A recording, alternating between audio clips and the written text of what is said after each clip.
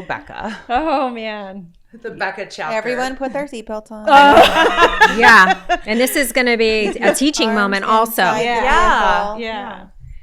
All right. So with Butters, I found Butters on a local RGV, and RGV stands for Rio Grande Valley. So Rio Grande Valley is where I'm from in South Texas. It's a 4-county region in South Texas. We are about 20 minutes away from the Mexican border. And on this RGV networking page, it's called RGV Stray Animal Rescuers and Feeders. So basically people will post all day, every day, animals in need, right? Anything, strays, rehoming, whatever. Well, I see this post of this dog that was paralyzed. And usually what I'll do is I'll look at the post, I'll check the comments to see if a rescue has stepped in and tagged the dog, you know, how many pledges, whatever. And if people have stepped up, I'll just keep going, right? And so then I'll check an hour or so later and I can come back to it. And so that's what happened with Butters. And an hour passed, 3 hours, 4 hours, no one stepped up because it's a paralyzed dog and he's big. He's like 50 pounds and no one is going to rescue a paralyzed dog. And I remember I was at work and I texted Dee and I took a screenshot of it and I sent it to Dee. Dee is my wife. And I was like, if you don't go pick up this dog, I'm going to go after work. And so she basically knew, well, I better go do it because either way, this dog is getting picked up. Right? Yeah. So it's happening whether I like it or not. I better just do it now on my terms. Yeah. So then I reached out to Sonia. Sonia is the owner of Yaki Animal Rescue, and Alyssa's our media director, and Julie, our rescue coordinator, and the whole team. And I was like, look, there's this dog. I really want to help him. And so they were like, well, let's pick him up. Let's get him to the vet. And so Dee went, talked to the owner. Butter was really a stray, but he would hang around one household that would occasionally feed him. So they picked him up, put him in Dee's truck. So we took him to the vet. We found out that he was shot. So he has a bullet in his spine. And then something else happened. Either he was dragged across the street or something that caused him to have road rash. So basically that there was no hope. Following day, a volunteer takes him to San Antonio to a neurologist. They basically tell us the same thing. Like he's paraplegic, you know, you can deal with it or euthanize. And I just did not have the heart to euthanize him. I fell in love with him immediately. And so, of course, Sonia and Alyssa were like, what are we going to do? Like, you know, we've had one paralyzed dog in their rescue before. And they were like, it's very difficult, you know, and we don't have, where we're from, we don't have rehab veterinarians. We just have general practice vets. And so they were like, if he needs therapy, like we don't have that here. We don't even have MRIs. If we wanted an MRI, we had to drive to San Antonio, okay, which is 3.5 hours away from us. So that is how limited our resources are. We don't have MRIs. We don't How do you not have an MRI? No one in our area has. Small area. Yeah. They don't have specialty. We don't have specialty. Nothing specialty. It's all general. Zero specialty. Small place. Yes. That should be part of an ER. Yeah. No, we don't. And so anytime that we have these type of injuries, like while I was sitting here, the girls text me that there was another dog that has a broken back. And it's like, well, what are we going to do? You know? And so, but I digress. So we have him. We found an amazing foster for him, Paulina. She stepped up and she was like, I will take care of Butters. And so while this was happening, I was like, okay, well, I need to find special needs rescues that specialize. This is their niche. Like, this is what they do. And I just Googled, and Dee and I Googled, and we looked at the Powerful Rescue and Lovey Lowe's, and I emailed like 15 to 17 different rescues, including Special Needs Animal Welfare League. Okay. And out of all of them, I got maybe like 3 or 4 rejections. Same thing, right? We're at capacity. We don't have, and I get it. I mean, everyone is at capacity. Mm-hmm. I totally get it. And the only person that responded and said, I can probably help you. I'd love to jump on a phone call with you, whatever, was Special Needs Animal Welfare League. And the email came from a woman named Catherine Collins. Okay. And so, yeah. And so... Wait, I don't even know this name. Yeah, it's the same person. Same person. She just acted as like 7 different people within her organization. Okay, sorry. So, yeah. So when she emails me back, I had emailed so many rescues that I forgot who had reached out back to me, because the email was like info@specialneedsrescue.org. Very generic email. So I was like, if she calls me, I don't want to be rude. Like, I don't know who I'm speaking to, right? So I Google Catherine Collins Special Needs Rescue. Can't find anything. I Google the email. Can't find anything. And I was like, well, that's weird. You know, that should have been my first red flag. And I talked to her maybe a day or two later, and she tells me that she works with, you know, a number of rehab vets, and she loves dealing with special needs animals because she was bullied as a child. That was the one thing in common that we all had. That was the same line. Same story. Same story. Mm-hmm. She was bullied. She was bullied as a child, and you know, she worked basically giving me the perfect vernacular to make me believe that she specialized in special needs animals. Bless you. And so she was like, "Yep, let me get with my team." I can't even really remember. She's like, let me call some of my fosters and see when they can become available, and you know, if this is possible, I'll let you know soon. And I was like, okay, great. And so maybe a week or two later, she emails me back and she says, we can take Butters in a couple weeks. And I'm like, oh my God, like I did it, right?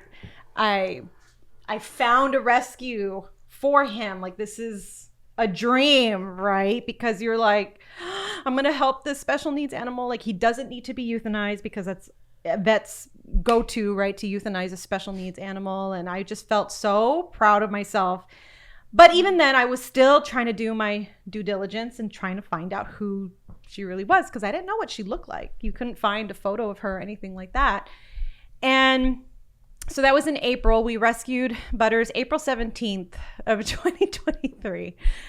And a couple weeks later, she's like, yep, I have a foster ready to go. Like, let's talk about, you know, getting him here. We even offered. Dee and I said, hey, Memorial Day weekend, we'll drive to Phoenix. We'll take him ourselves. And she was like, that's a long drive. That should have been another red flag. But she was like, no, that's such a long drive. I don't want to inconvenience you. And so we kept going back and forth about transport. Well, we could fly him. And I was like, I don't want him to fly. Like, he's very anxious. He was walking at one point and now he's not. So he's anxious. And even Paulina was like, you know, I'll drive him. I don't mind, you know. And we were like, okay. So we told her, you don't have to pay anyone for transport. Like, we will do it. Volunteer for free. And she was like, no. Like, and it didn't sit well with me.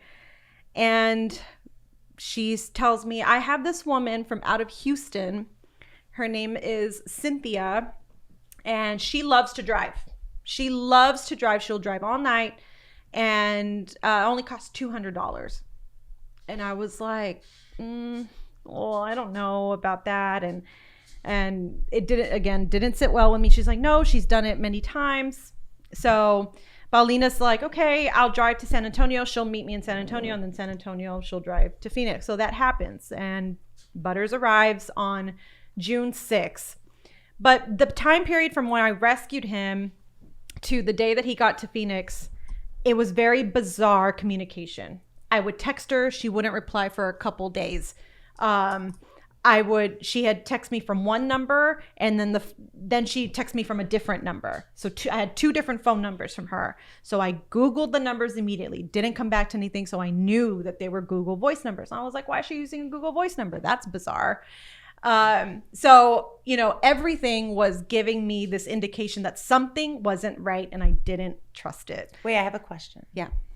Go ahead. So why do you think you sent him then if you didn't trust it? Because I felt like, we were being selfish keeping him because we didn't have the resources to provide. And then me not trusting my gut, I thought, well, I didn't have, and this is something that Dee has taught me, because without saying what Dee does, she specializes in assessing people, right? And she was like, until someone gives you a reason to not believe whatever they're giving to you, your brain automatically says, well, this must be true, right? So if I didn't find anything negative about her, there was nothing to prove otherwise, right? I couldn't find any negative things about her name, Catherine and when I spoke to her the first time, I had asked her, what is your name? And she's like, oh, Taylor. And I said, Taylor what? And she said, Samantha Taylor. And I didn't bother to ask, well, who's Catherine Collins? Because I didn't want to be rude. And so, like I said, you know, there was nothing to indicate that she was anything other than what she was telling me. So that is something that we tell ourselves, you know, if someone is telling you that they are this person and you don't have any evidence to prove otherwise, you're going to believe it. And so even though I had all of these red flags, I was like, no, I'm just being paranoid. I'm trying to justify keeping him, right? Because I love him so much, right? But we sent him anyway. And then she's pretty good at first, sending us updates. Oh, his new favorite thing is laying on the couch and snuggling it and just being very superficial, very vague. And I was like, okay, has he started therapy yet? Because that was the agreement. We even gave her $1,500 check to help with rehab costs. We had raised a significant amount of money for him. And so here's the money for rehab. Here's whatever you need. And has he started rehab? No, not yet. He's going to go soon. I'm trying to let him get settled in. And then I had asked, well, who is he fostered with? And she first told me that the foster was like a retired vet tech and that she lived with her husband. They work from home and whatever. And I was like, okay, great. Then maybe a week or so later, she tells me, oh, my foster, he's being fostered by my cousin. And I was like, what? You know, so the story kept changing. And then the end of June was the last photo I ever got of Butters until September or August. And I kept on reaching out to her. Like, hey, how's Butters doing? Can I get a photo? Can I get a photo? And she would not send a photo. She wouldn't even send a video. And I'm like, how hard is it? Would she respond to you in the text? No. She would ignore it, or no, she would just ignore it. She wouldn't even send me anything. And it got to the point where I told Alyssa, our media director, like, she's ignoring me. And Alyssa's like, let me call her. So Alyssa called her and was on the phone for her for an hour and a half or something like that. And Alyssa was like, I don't know, Becca, like, she just sounds so believable. Like, you know, she sounds like, you know, she came up with whatever excuse. It just sounded very, you know, relatable. Like, I'm just so busy. You know, we went here to California and I rescued this dog and I had to take him here. And you're like, okay. But then, you know, you really start thinking, well, how hard is it to take a picture of of a dog on the couch? And if the dog is with a foster, hey, can you send so-and-so a photo? And we even told her, if you give us his foster's information, I'll talk with him directly. No. And so then Alyssa was like, well, you know, I don't know. Like, she just sounds like she has an answer for everything. I was like, that's because she does. And then it got to the point where, you know, Sonia was like, well, let me talk to her and tell her, you know, I'll go visit. I'm going to go visit Arizona because Sonia has friends there in Arizona. She's like, I'm going to tell her, like, I'm going to go visit soon and I want to see Butters and Checo. And, oh, yeah, you know, whenever you come, that'd be great. Whatever. It's all bullshit. And then,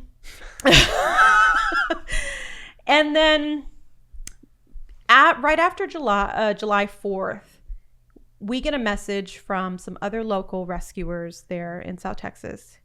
And they're like, Becca, you've dealt with Special Needs Animal Welfare League. Now, let me go back. That page where I found Butters, okay? after Yaki sent Butters and Checkle, because Checkle was rescued at the end of June. I didn't really deal with that rescue. That was Alyssa that sent Checkle. But after we sent them there and Yaki publicized, oh, Butters is going to Special Needs Animal Welfare League, then after that, it was like we opened the floodgates to special needs dogs in the valley, which are everywhere because we have a huge stray animal population. So they're hit by cars all the time, or shot at or whatever. So I would see on that page where people were tagging the rescue. And I was like, oh God. And at first I was like, oh, well, that's great. And then I noticed she was taking all of these South Texas dogs. Okay, one after the, and I was like, how the hell is she doing this? Gives me anxiety just hearing it. I was like, how is she doing this?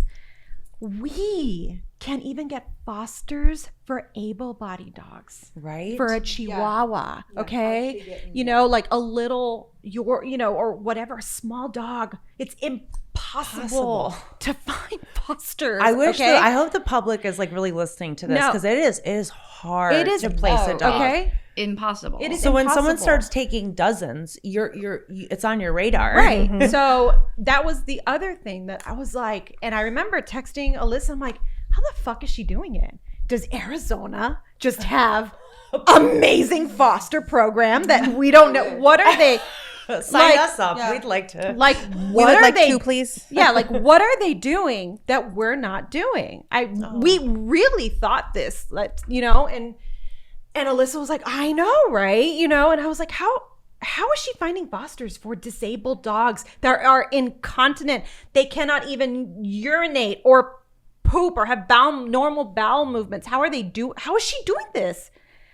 And then, and I would be like, okay, and I would kind of like market.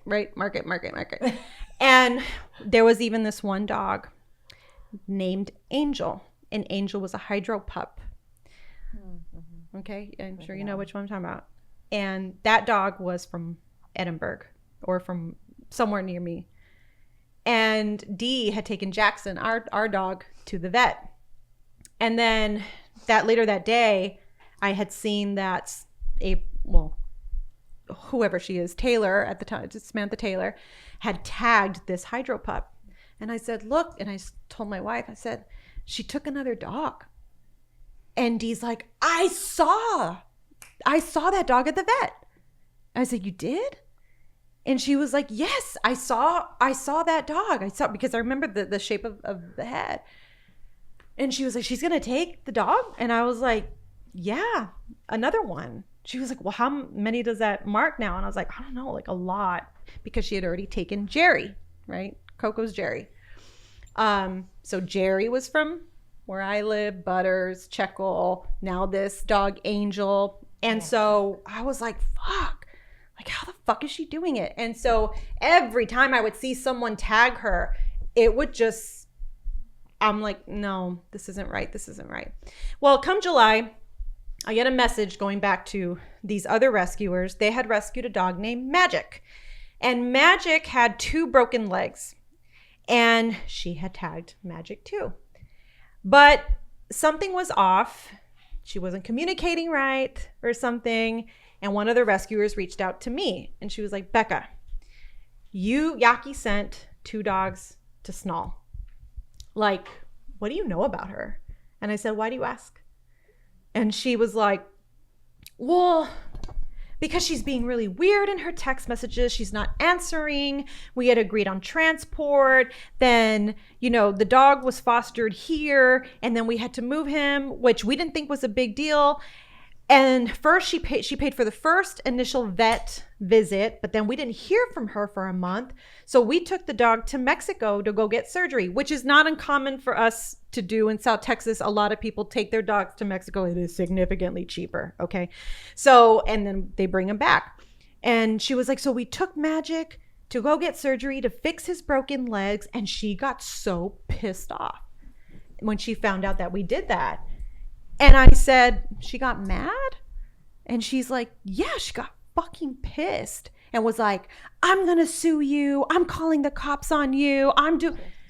And And so we were like, I found this to be so weird. That does not fit. It does not. Because if you are going to take a dog and do the initial vetting, due diligence before the dog comes to me, I'm going, I'd be stoked. thank you. Yes. Right? We'd be like, Thank you. thank God. Thank you so what much. do I owe you for can the we bill? pay you? Right. I would Yeah. not take that as, I mean, that's what I hope for in every collaboration, right? Is that initiative. Right, exactly. And so she was like, she got so upset and she's called the cops on us.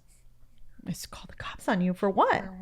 And she was like that it's not that Magic is not our dog, it's her dog. And she wants him to be released. And she got some other girl to come and try to take the dog away from us. And I was like, what? You know, it just didn't make sense in my head at all.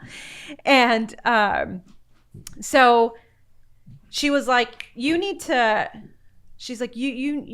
look into this. Something isn't right. She's like, and she posted Magic on her social media asking for donations as if Magic is in Phoenix, but the dog is still with us in Edinburgh. Can I ask you a question real quick? Did they sign documents or a contract No. releasing ownership to her? No, nothing was signed. But to her, that was her dog. To her, that was her dog because she paid, I guess, for the first vet visit. However, where April or whoever, Taylor, fucked up is that she never changed into special needs animal welfare league. She left it under the foster or whoever's name. So every time the cops came, and she called the cops on them 3 times. Okay? Oh my God. 3 different times she called the cops about Magic. And I remember having this conversation with April because April called me. And I remember I was on my way back from San Antonio because, as most of you know, I was going through IVF. And so, which is even more crazy, is that as all of this is happening, I was pregnant twice. Okay. We were going through, all of us were going through really traumatic traumatic things stuff. Really And traumatic doing things. this. Yeah, and trying to save 60 plus dogs. And I was on my way back from San Antonio and she texted me. She's like, do you have time to chat? And I said, sure. And I looked at Dee like, I already knew what this was about because it had to do with Magic. And so she's like, she calls me and she's like, oh, I'm just dealing with these rescuers and, you know, they just don't know what they're doing. And they took this dog and for him to get surgery in Mexico, which, you know, he has heartworm and he's not supposed to have surgery. And they won't bring the dog to Phoenix. And I said, Taylor, let me just try to understand something. Why does the dog need to go to Phoenix if you have a foster here willing to help? And she was like, because if I let it happen with one person, then I have to do it with everyone. What does that even mean? And I was like, yeah. Sense. Yeah. And I was like, but do you know how hard it is to find fosters and you have someone that's willing to do it? Like, but then there's someone holding her accountable. Then there's somebody watching her. Right.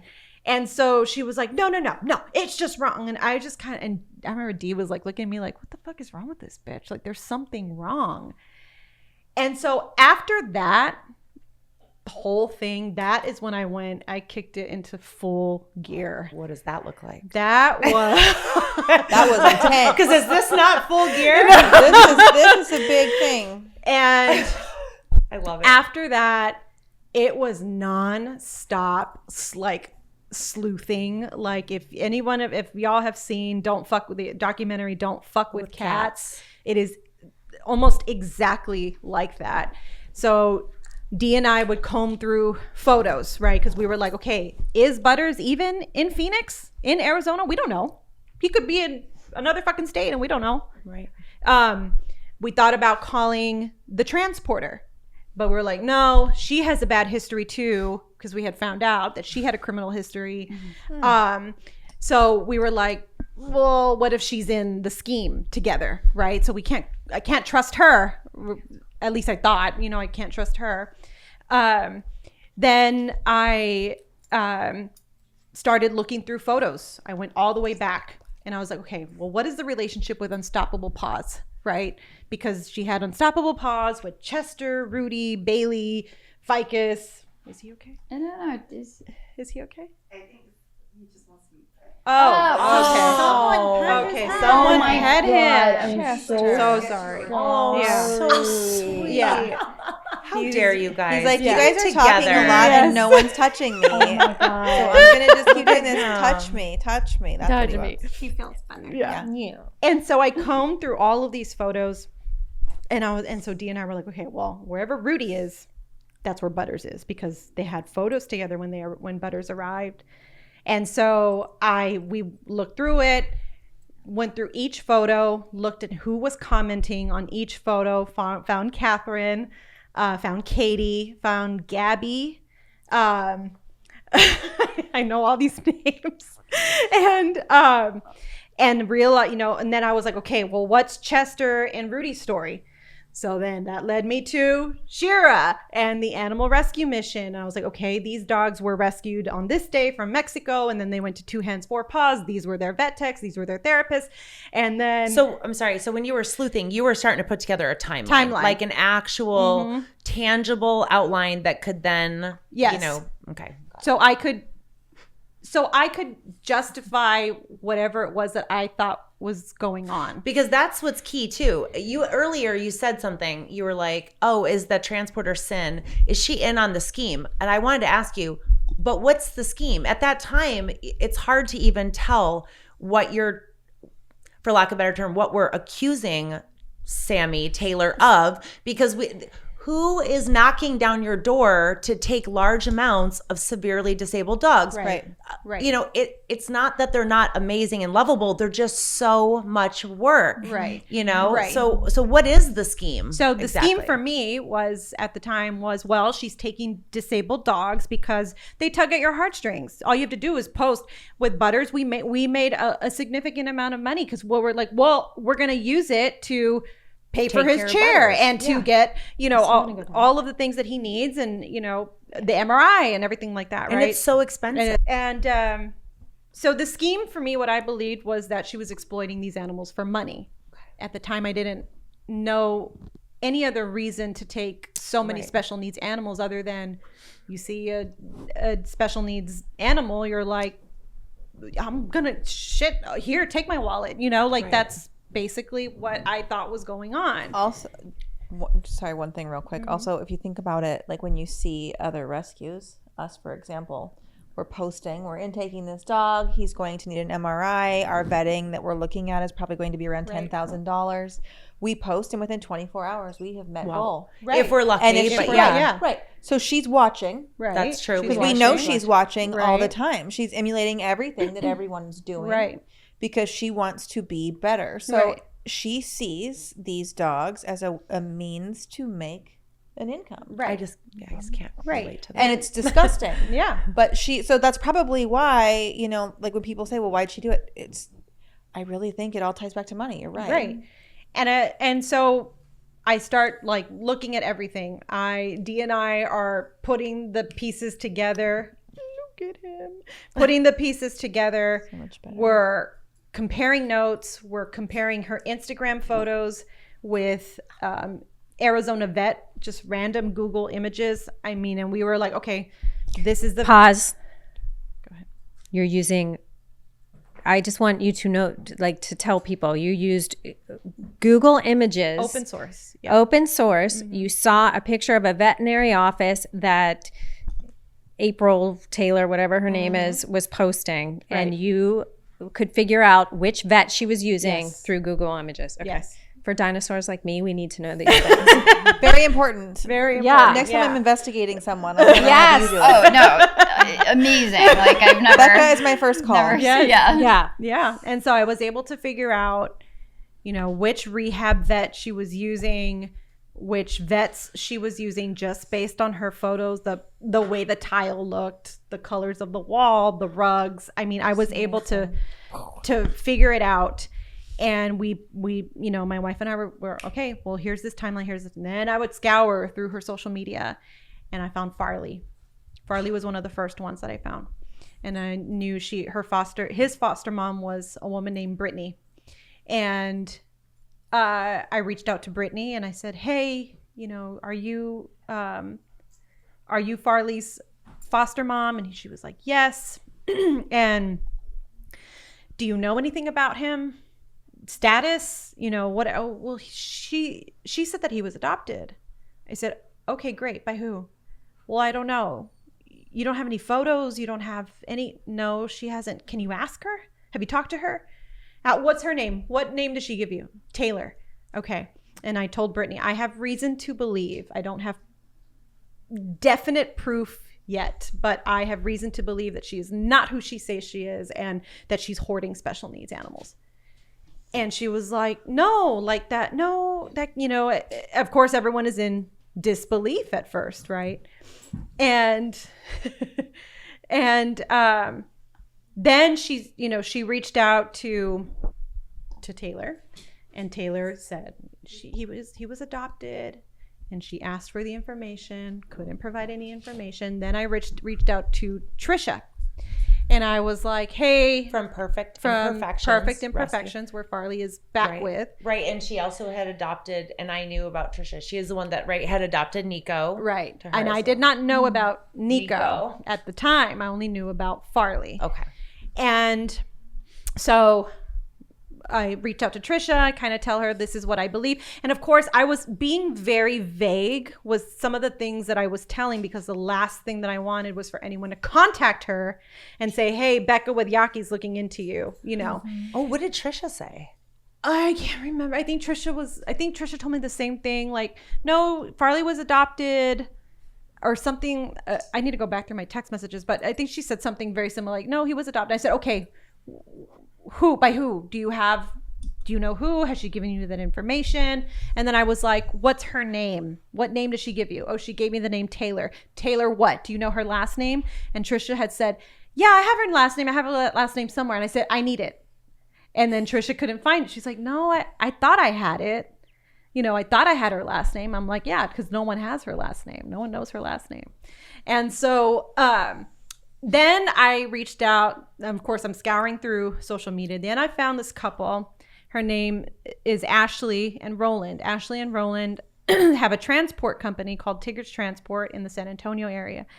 And they had transported a dog from Corpus to, if I'm not mistaken, to Trisha in Connecticut.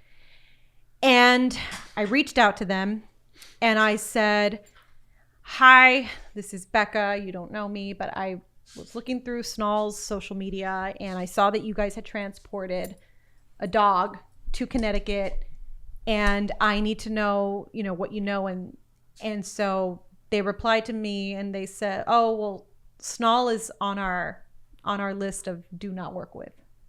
And I was like, can I talk to you? Like, I need to talk to you. And so I remember getting on the phone and we were comparing notes, and they were like, she's a terrible communicator. She doesn't respond to messages. We don't deal with people like that.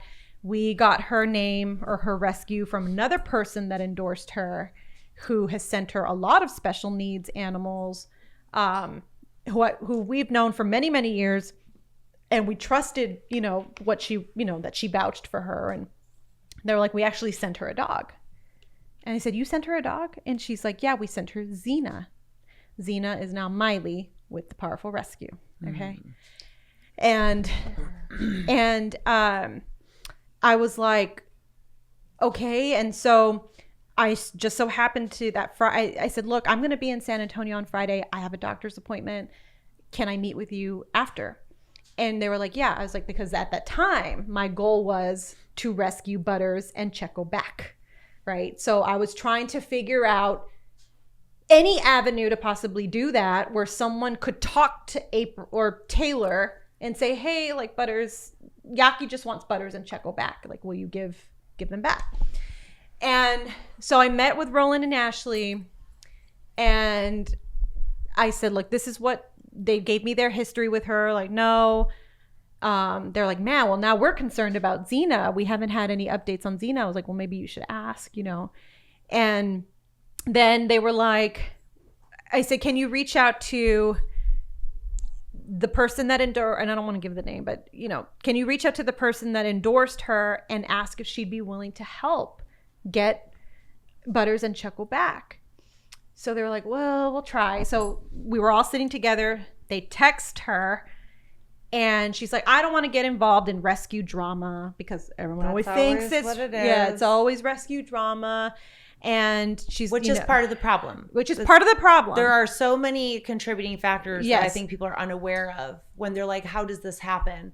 That's one of the ways. If you are a female and you work in animal advocacy, you are by definition already problematic.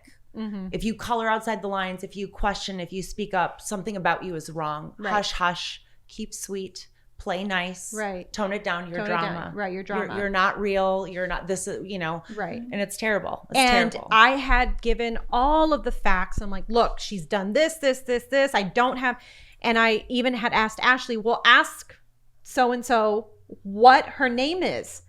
Oh, her name is Taylor. Taylor what? Oh, geez, Okay, what Louise. is her last name?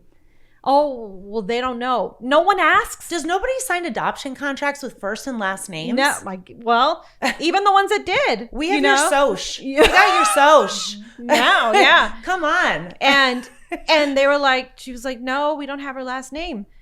And I was like, well, I had a last name, but I knew her last name as Taylor, Samantha Taylor, right? So I knew that wasn't her real name. So by this time, I had also, which I did not do before sending Butters, but let this be a lesson to everyone. Before you send your animals wherever they send, look at the state that you are going to send your animals to, because every organization should have a license to operate their business in their respective state. Everyone.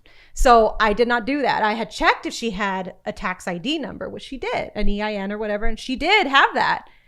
But the federal government doesn't talk to the states, okay? They don't give a fuck, okay, if your nonprofit is legit or not, and if you're supposed to be operating your business. So had I done that, if I had looked at the Arizona Corporation Commission and I had looked up Special Needs Animal Welfare League, I would have seen that her business was inactive because she never filed the paperwork. And I didn't bother to check because I didn't think to do that. I only looked at the Why would you need to? Why would I need to? Who would think? Yeah, right. And so I only looked at the nonprofit status, right? Because I'm like, that's what matters. The federal part, making sure, she's legit and has that federal tax exemption. But had I done that, I would have seen and I would have been like, nope, I'm not going to send it because I already knew something was wrong, but I didn't follow it. And then, well, after meeting with Roland and Ashley, and the person was like, well, maybe you should have done your homework before you sent him, which was like, because I'm like, I'm already feeling shitty. I already know something is wrong. And so she didn't want to help to try to get Butters and Checo back. And I was like, all right, well, I guess I'm on my own now. But I have a question. Is this the same person that sent multiple dogs to No, her? it's a different person. Okay. And There's so many. Sorry, I just want to clarify. Yeah. And so I was like, well, shit, Dee and I were like, well, we're just going to keep, doing what we're doing and trying to put all the pieces together. And then, we saw that she was about to send this dog named Hope. Hope is now Sandy with the Powerful Rescue. Hope was also from the RGV, okay, from South Texas. So what April did, and I want to make this very clear, what April did was she not only exploited dogs, special needs dogs, she exploited an area, a very poor area that is so desperate. And I'm going to use the word desperate because when you're desperate, you don't make smart decisions. You're so desperate to get these so many dogs out into better places that she used her savior, hero, whatever status to come in and help all these Mexicans. I'm going to say it. Yeah, say it loud. Because that is who is in South Texas. Yes. It is a bunch of Latinos. It is a bunch of Mexicans that are doing their very best to help these animals, because in the Mexican culture, you don't care about animals. They're just animals. And you treat them as such. They sleep outside. Okay, they're working dogs. They don't sleep on the bed. Right. That's what our grandparents taught us. Right. It's cultural. It's cultural. Oh. And that culture has hurt us because it's perpetuated over and over. That's why I go talk to schools and I go talk to kids and I tell them, hey, whatever you've learned, you treat animals with respect and whatever. But that is what she did. She exploited our area, and she knew, these people are so desperate to get these dogs out, and if I say yes, they're gonna give them to me without even checking that we're okay. And then who's going to follow up, right? Right. Nobody's going to follow up. No one's going to follow Well, up. it's so disrespectful. It's Right. so disrespectful, and she assumed that there wasn't the wherewithal. Yeah. Because of numerous reasons. Right.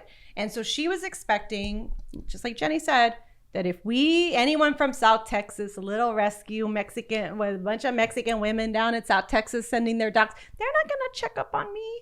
They don't care. They just need the dog. They're on a rotation, right? They're on that conveyor belt, okay? They're in and out, in and out, in and out. But I was not like that.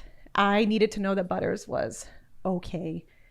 And after meeting with Roland and Ashley and figuring out that that so-and-so was not going to help me, so Dee and I were back at it. Like, okay. So we continued looking and looking and looking and looking.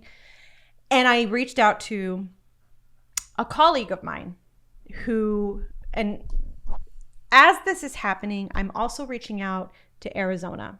I called the police. I called Arizona Humane Society, but I didn't have any concrete. I didn't have a name. I didn't have an address. I only knew her rescue name. And I called and I was like, look, I know this isn't a lot of information, but there is this rescue. She operates with this P.O. box. I know that she is hoarding animals. I know it. And they're, well, you have any proof? I don't have any proof. I only know how many animals she's taken in.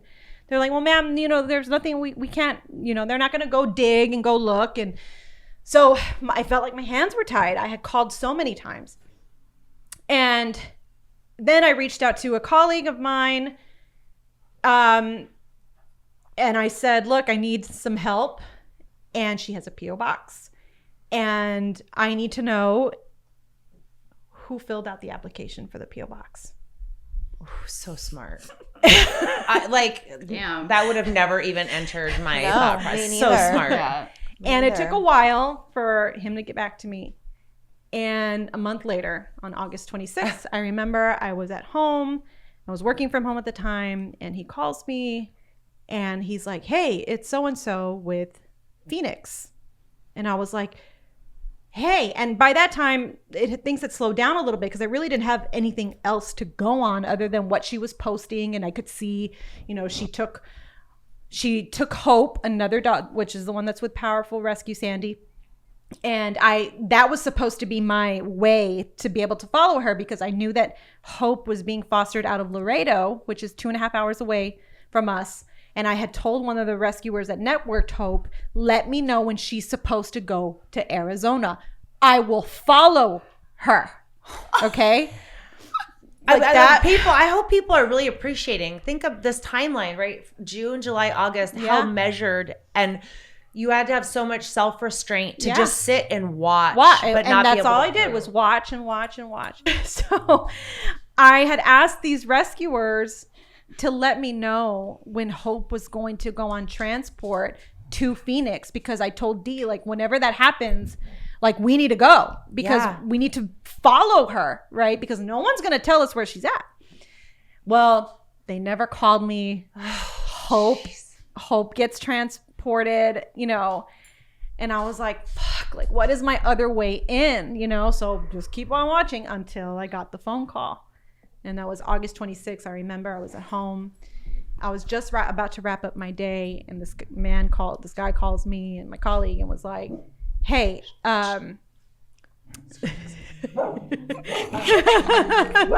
Chester sees himself in the mirror. It's so cute. Squiggy, no. Where are you going? Is he gonna? Oh my God, Chester, you're too much. Squigs. You okay? He's upset about how handsome that guy is over there. Yeah. Oh, does. That's a nice dog. That's you, babe. Oh, look at you, baby. Oh my God. Just reasoning with him. Come on, that's a nice dog. I don't know what your problem is. Okay. So my colleague calls me and he's like, hey, so you're trying to find this so-and-so with this P.O. box address? And I said, yes, I am. Yes. Like I hadn't heard from him in a month. Right. And he was like, he's like, yeah, I have that information. And I said, okay, would you be willing to share it with me? And he's like, yeah, I don't care. And I was like, okay, great. And he was like, have you ever heard the name April Addison? And I said, no. And he was like, what about April McLaughlin? And I said, no. I was like, he's like, let me backtrack. When I had looked at the Arizona Corporation Commission, okay, and I found out that her business was inactive, the name on that business registration, the paperwork that was not completely filed, the name was Sydney McKinley. Okay, so I did already know this in July. But of course, if you Googled Sydney McKinley or looked on Facebook or what, you can't find anything. Okay. Mm-hmm. So when he was like, what about the name Sydney McKinley? Yes, I've heard that name before. And he was like, okay. And I was like, so wait, are these different people? Like, are they the same family? Because sometimes you can do that, right? On a P.O. box, you can put multiple family members so that way they all have access to the P.O. box. And he was like, well, it's possible. And I was like, okay. He was like, look, I can just tell you that they're not family members. They're all the same person. And I was like, they're the same person? And he was like, yeah. He's like, also the name April Hall. And I was like, okay, do you have an address? He's like, yeah, I have an address. I was like, do you want to give that to me? He was like, yeah. He gives me the address. So that is how I found her, okay? From this colleague of mine after calling the police, calling Arizona Humane Society, calling every possible law enforcement agency that you could possibly think of. This was the guy that calls me and is like, yeah, I can help you. And I Google the address and I see the house for the first time. And I'm like, this is where Butters is. And then I was like, let me Google her name. And I typed in April Addison on Facebook first. Oh, dear God. And everything pops up. Rex. Oh my God. The hoarding, the everything, you know, whatever y'all tried to do the first time, all of that popped up on Facebook. Wow. And I was like, yeah. And I just started screaming. And I was like, I fucking knew it. Like just, you know, pounding on our kitchen island table, whatever. And Dee was like, what? I was like, we fucking found her. We found her. I fucking knew it. You know, like everything that people were making me feel crazy because I thought that I was, you know, I felt like I was being told like you're paranoid, you're wrong. The gaslighting you know? is the insane. gaslight. I was being gaslighted. People would rather believe you're hysterical and overly emotional than that somebody is misrepresenting themselves. Correct. God forbid. Then they have to get invested in that whole process, and nobody has time for that. And then I Googled April Addison. I Googled April McLaughlin. I Googled everything, and then that's how I found Kimberly and Andrew's lawsuit. Yeah. Right. So now we've pieced that into this. So Alyssa sent you an email. Yes. Right. Asking and I remember I called Alyssa immediately after I found out her name. I was like, Alyssa, I fucking found her. I found her. And she was like, what do you mean? And I was like, I was right. Like I was right. And she was like, oh my God, you know, and so she starts Googling and she's like, oh my God. And so of course our thought was, because we hadn't had an update at Butters at that time on August 26th, I was like, what if he's dead? What if Butters is dead? You know, and that's why she's not sending us an update, Alyssa. That's why she's not sending us photo. You know, I was freaking out and she's like, no, let's, you know, and I could have texted her at that moment. I could have been like, you are so good. I'd already blown her phone up. Oh my gosh. I could have texted her at that moment and be like, you fucking bitch. Like you thought you were good. I'm fucking better. I would have been kicking in her front door. My hands would have been in cuffs. They'd been tasing me. I mean, I would have completely lost it. Like seriously, you are remarkable. I don't know how you did that. And so Alyssa reaches out to you. Yeah. I find the truth page, the current one. Facebook. Yes. And I send a message and I'm like, hi, hello. They're like, She's back good at morning, it. you Over. rang. And I was like, you guys have a history with this April. Like, she has a rescue now. I don't remember what I said, but I, put it on there, and then I was added into a group chat with every single person that had been involved with her. So now we're coming back, right? And it fired up the whole 2019 thread. Yes, the whole thread again. And then you bridged the gap. Yes. And so I kind of, pieced it back together and let everyone know she had been in operation for a while. Now, as I had been investigating this, I had found out she created 2 nonprofits. She created the Special Needs Animal Welfare League, which she was operating Her active nonprofit. nonprofit. Right. Then she had another nonprofit that she created at the same, maybe within a month of each other, called Tales of Compassion. Okay. So I figured this is how she does it. She creates multiple nonprofits at the same time, does whatever she does, operates it. And then when someone figures out what her scheme is, shuts it down, she has another one ready to go. So, and what's so funny is when Coco and Sarah got, and I'll let Coco explain this, but when Coco and Sarah are able to get some of the things from inside the house, you can see her journal, right? And you see create nonprofit, like her to-do list. God. Call the cops on Kim, Josh it was the like, Doodle. Create nonprofit, special Needs Animal Welfare League. Then you see Tales of Compassion, and I was like, I fucking knew it. Like I Premeditated. Yes. Yeah. Everything she did was totally premeditated. Call the thought cops out on Kimberly and Drew. And we were like, what the fuck? Like, Yeah, that's on my to-do list for today. on her to-do list. But so that was August 26th. September 2nd, Yaki had an event. We had a fundraiser. And while we are at that event, she had not sent me a text message in months at this point. She sends me photos of Butters, and he is just skin and bones. She tried to do it where the angle of the camera was just like from here, but you could see his body. He had a jacket on in the heat of summer too. Yes, and he was just you could see his hip bones, and I was like, I nearly lost it.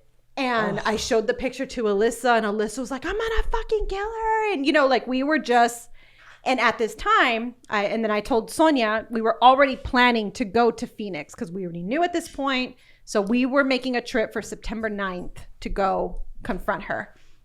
And I got the pictures, and I told Sonia, text her right now and tell her that we will see you on, next weekend because we're going to go visit. And Sonia was like, okay. So, she texted her and said, oh, hey, we're going to be there next weekend. And we were trying to figure out a way where she was willing to meet us so we could just take Butters and Chuckle. And what I had planned to do was give her our attorney's letter and also have someone else simultaneously recording her and be like, look, bitch, I know exactly who you are. April Taylor, Samantha, Sammy, whatever, Catherine, Sydney, whatever the fuck your name is. I know exactly who you are. Try to fuck with me. Do it. Or, it's going to get really ugly. Just give us our dogs back.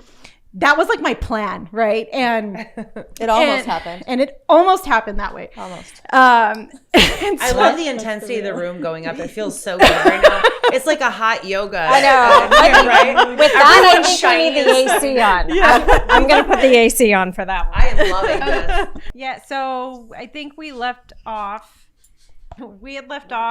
with how I wanted to save Butters and Checo, and we were thinking of doing what the girls had done before and trying to rescue them back. But like take them? Take them. So we planned the trip to go to Arizona. We drove, Dee and I. It took us 2 days to get there. And we arrived on Friday evening. Friday evening, we drove by her house. We walked down the street, and you could hear she wasn't home, but you could hear all the dogs barking like crazy. You could smell that pungent smell. It was terrible. Then the following day, we went with letter from our attorney in hand and showed up, me, Dee, Sonia, her boyfriend Joe, and we went and knocked on her door, and you could hear all the dogs basically screaming. And then I text her at the same time, like, April. That was the first time she received a text saying April, like, we know who you are. I've been looking into you for months now, and we're here to get Butters and Checkle. And we placed the letter on her windshield, and then we stepped back. We walked back because I knew that she was going to call the cops. But the cops were already aware that we were going to be there. The colleague that gave me her information had already let the police know these people are driving from Texas to Arizona to try to get their dogs back. So he let the sergeant know, just in case things go down, like they're going to need, people to show up, cops to show up. So the cops do show up maybe 20 minutes later, and they go and we tell them the story. They're like, well, we'll go talk to her. They go talk to her, and they're speaking to her from the gate. Now, when the first time that we showed up there, I remember walking up to the gate prior to the cops coming, and I could see Chester and Rudy through the gate, and they were barking. And I was like, it took everything in me to not go open the latch and just take them and go. But, I knew I couldn't do that. And then, when the cops finally show up, they go and they speak to her, and they pick up Checkle first. She picks up Checkle, and you can hear in the video I've posted, like, she has Checkle. And then she picks up Butters, and there's Butters. And we're crying, please just give our dogs back. Just because, like, we had promised her, we won't go to social media, even though it was a lie, but we wouldn't go to social media, like, just give us our dogs back. And nope. She had told the cops, no, because they're just going to blast me on social media. They're just going to bully me. And the cops said, well, there's nothing against them posting anything on social media. So there's no laws against that, basically. But she refused to give the dogs over, and the cops come back to us, and I'm, of course, pleading with them. What about the smell? And her mother is living there, and don't you care about that? And they gave me every, I don't want to say excuse, but they were like, there's nothing we can do. It's a civil matter. I said, it's not a civil matter. It's a criminal matter. It's a criminal matter because she deceived us.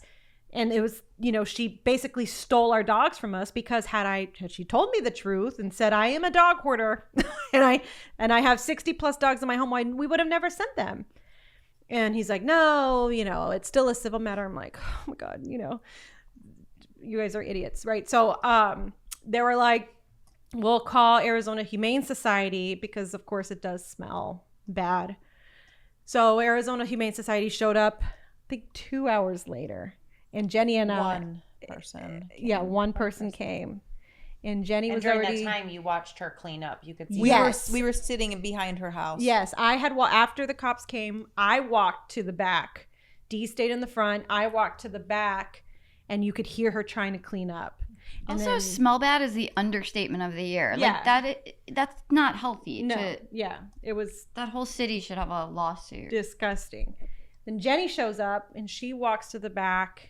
And the week prior is when actually Jenny had gone. The weekend prior is when Jenny had gone and taken video of the back over her wall. And then that's when she sent us the video, and I said, there's Chester and Rudy. And I told Kimberly, or I told the group, who knows Shira? Because we need Shira to get on board. Mm-hmm. And so that ties in that piece.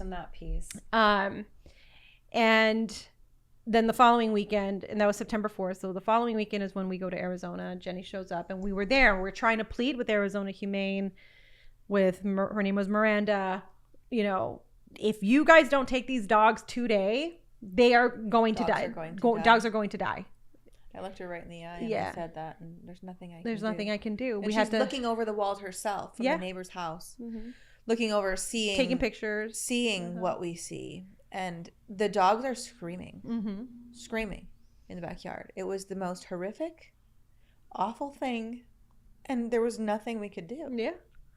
And I remember Dee had brought, I don't know where she got a chair from. She found a chair. So resourceful. Very resourceful, that be. She found a chair and she peeked over the wall and you could see Butters like right there. She had like this palm tree or something in where the corner of the walls met.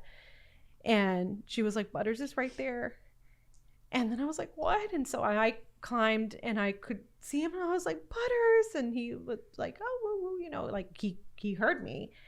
Oof. What was the temperature out? It was 115 or 117 degrees outside. It was really, brutal. Really hot. Yeah.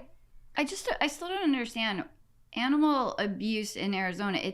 It's still law. You can't abuse an animal. But the way the state and then each county and city governs their laws are very different. And their whole Arizona is the Wild West when it comes to animals. Animals are property. They do not matter. So as long as there's some form of water outside and some type of shade, which she just threw some pop-up tents out there. So there's shade. And then the bowls were all turned over. So I don't even know why they didn't do anything then, because there was no water for the dogs. And when I went the week before, there was no water for the dogs. And there was one dog out there that she considered her family. Was it Pierre? The little guy without his eyeballs. He was just sitting out there looking around and he was enclosed in an X pen, in an unshaded open area on dirty turf. Just nothing Did he protected. survive? Yes. He did survive. And the Arizona Humane Society Didn't do anything. said they couldn't go inside. Correct. She wouldn't let them inside, so they couldn't go. Yeah. And so I was like, okay, so wait, time out. So if someone says you can't go inside my house and there are dogs that are suffering, that's okay. Well, they didn't give us permission. And I was like, don't you take this information and you go to the police, you write a warrant, have the judge sign it, and then you come back and like, well, we still have to give her the opportunity to make an appointment with us. And I was so like, backwards.